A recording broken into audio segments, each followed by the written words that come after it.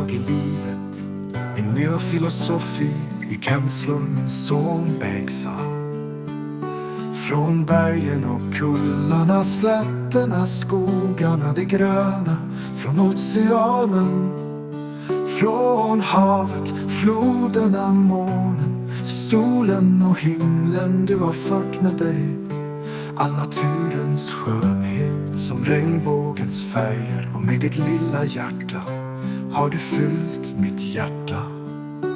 Du den lysande delen av min själ vid mitt förnufts gräns. Att vara pappa till dig min son är underbart. Jag såg dina tårar för första gången idag. Dina snyftningar var så djupa att de kunde ha borrat genom bergen och fått floder att svämma över. Om jag bara visste varför du grät skulle mitt hjärta kanske inte ha svidit så mycket. Jag träder in i det nya året med luften du andas.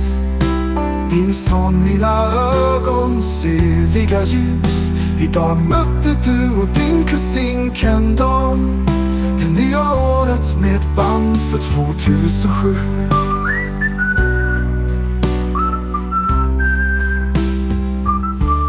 Begå min trädgård av oförgängliga känslor. Alla färgernas rikedomar är gömda i dig. Det är något jag förstod först när jag blev pappa, min son. Min själs oförgängliga trädgård vid varje dags gryning och horisont brinner en välklädd i eld. I den böjliga livmodern av bergen där avgrunden tar slut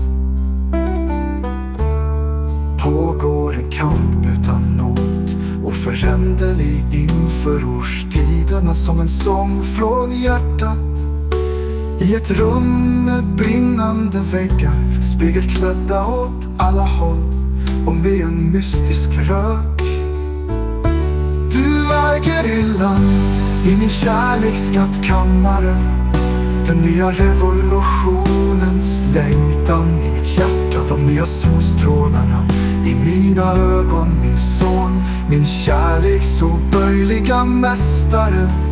Du tog 6 dagar av din 8:e månad och stal åt dig nya månader av ditt liv som tillhör dig.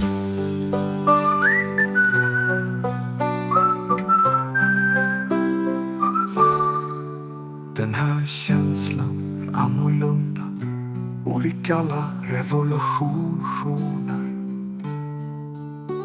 En känsla som liknar uppror. Mitt hjärta har blivit som en fågels vinge som slår mot vinden. Ta det är ditt. Mina ögon såg nåliga diamantberg. Ta denna kärlek och mitt hjärta, de är dina.